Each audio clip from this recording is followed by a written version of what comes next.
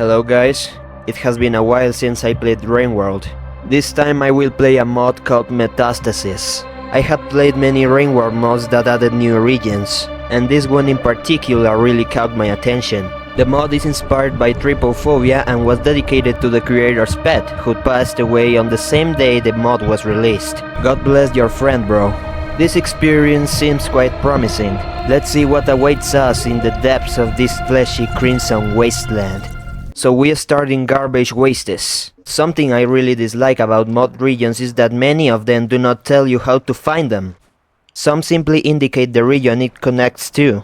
So you end up inspecting every corner and room of the region until you find a path that looks like it was not there before. Sometimes you are even forced to use the warp mod, which ruins the entire exploration experience. Fortunately, Garbage Wastes is not so large, so I found the connection to Metastasis in a short amount of time. Everything around me turned red. The gate was making strange sounds. I was not sure what they meant. There was an unusual silence ringing in my ears. The horizon, covered in flesh and blood, revealed something terrifying. Rock deformations resembling bones were eroding from the earth. But how could this be possible? Now only blind lizards inhabited that area. These creatures were guided by sound and touch. I had to be very stealthy and make as little noise as possible. This place welcomed me with a mystery that revealed itself from the beginning. Curiosity awoke within me after hearing a constant scream coming from below. Amorphous creatures preserved in incubation pods. The ground rumbled incessantly, palpitations that could be heard even behind the walls. When I climbed one of the towers, a green pearl lay at the top. This appears to be a genetic material storage device from a biological manufacturing plant. Facilities like this were commonplace, used for the manufacturing of many purposed organisms. Creatures at the core of the ancient society, performing various specialized tasks. Within this pearl lay recorded the evolution of several beings. A memory storage annulid, like those contained within the memory crypts. Fuel-degraded bacteria that synthesize carbon into all sorts of polymers used in industry. And flatworms with neural ganglia for diverse biochemically regulated logic gates, among many others.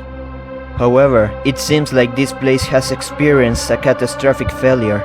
The sequence of proteins recorded had been twisted with one another in an unnatural way. Strange adaptations have evolved since the departure of the ancients, and the resulting creatures have learned to feed off the biological waste coming from the surface. It appears Five Pebbles, in his quest for survival, has nourished them with the infected material that he irresponsibly discarded time ago. Such destructive organisms would certainly be dangerous to a small creature like me. Perhaps my presence was not the greatest of honors. Perhaps it was only a matter of time before curiosity killed the slug cat. But after having endured the rawest side of the nature and witnessed horrors beyond my comprehension, this has become routine. But that did not mean it did not scare me. At the top of another building there was something that resembled a beating heart. I had also seen some of this in the collapsed containers. What function did they actually serve? Did this perhaps emerge from those creatures? Was this the means by which they fed on the biological waste? The meaning of this symbol remained unknown to me. This gate connects to another region called Howling Rift. These worms were meant to store the memories of the ancients. They were living databases, used as tools, as a means to achieve a specific purpose, ascension. Whenever the ancients were reborn, they generally retained their memories of past lives instinctively. No living being is made to live for so long, and those organisms that do generally lack self-awareness, like plants or animals. To ascend naturally, an ancient had to purge all earthly desires, possessions, and attachments. Storing their memories in the cabinet beasts was an act of detachment. They cast off their personal history so their soul would become light enough to break the cycle. The memories remained there to be venerated by the material plane. A graveyard, a spiritual dump. Indeed, when Five Pebbles expelled the waste here, he also expelled a small amount of rot. It fused with the biological material and evolved into something far more dangerous. One thing I noticed was that the lizards roaming this red desert had a smile form on their heads. At first I thought they were scars, but all the lizards shared the same pattern. What kind of painful evolution did they have to go through to end up like this? The plants in the area suffered extreme adaptations. This place represents abandonment. This is what happens when you leave everything you created at the mercy of evolution. It distorts it, deforms it, and turns it into something unrecognizable. The beasts ate rotten flesh, drank the blood of their prey, fighting each other for a shapeless piece of meat. I walked for a while until I found a secret passageway. I descended until I reached the acid tunnels. If I touched the liquid, my skin would corrode, killing me. In a way, I am making progress. With each level I descended, I was getting closer to the core that began everything. It seemed like hell, but it was not. It was life itself taken to a cliff. The evolution taken to the extreme. Where once there had been steel, concrete, and perfect geometries, only remained tendons, membranes, and a vast expanse of scarlet flesh, having reclaimed the work of the ancients until it was indistinguishable. Thick rivers swept away entire generations of mutations. The ancients abandoned this place, convinced they had transcended and freed themselves from the cycle. Their indifference condemned us. They left their creations, tools, and mistakes coexisting within the same living tomb. The holes I was sliding through were becoming narrow.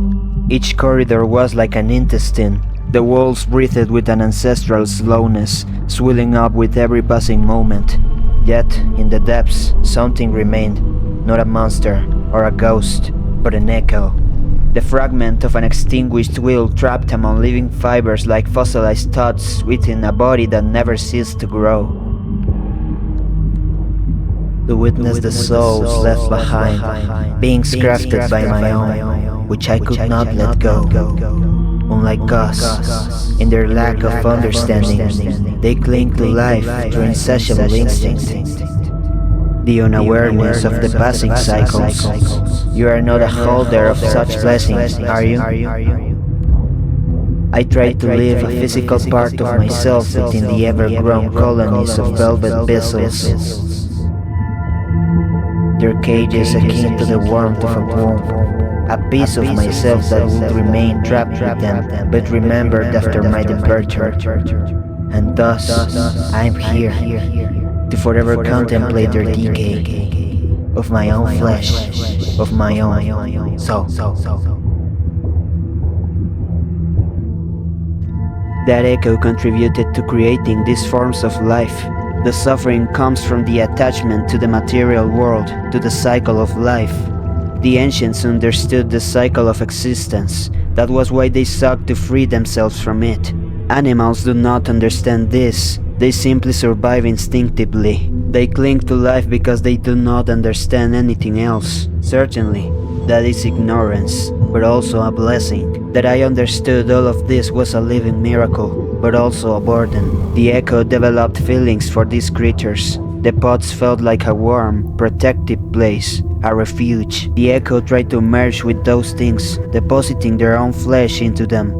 So at least some of them would remain here. They did not want to disappear completely, and that was the exact opposite of the ancients' beliefs. They could not let go of what they had created, and that was why they ended up this way, an echo of eternity, watching how everything they created deteriorated over time, until its eventual collapse, their own flesh and soul, literally.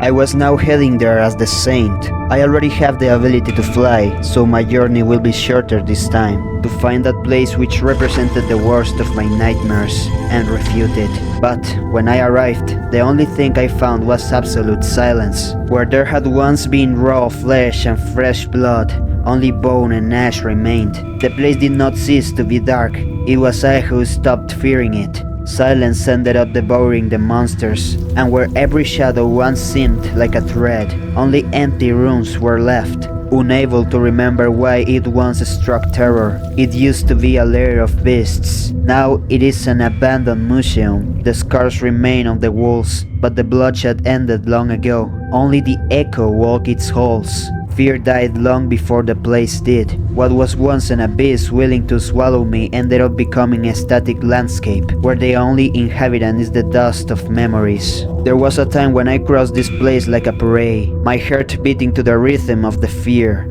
Today, I return and discover that all my predators lie motionless. There was no glorious triumph, only the passage of time. I stood tall over its ruins, not victorious, but as the last survivor.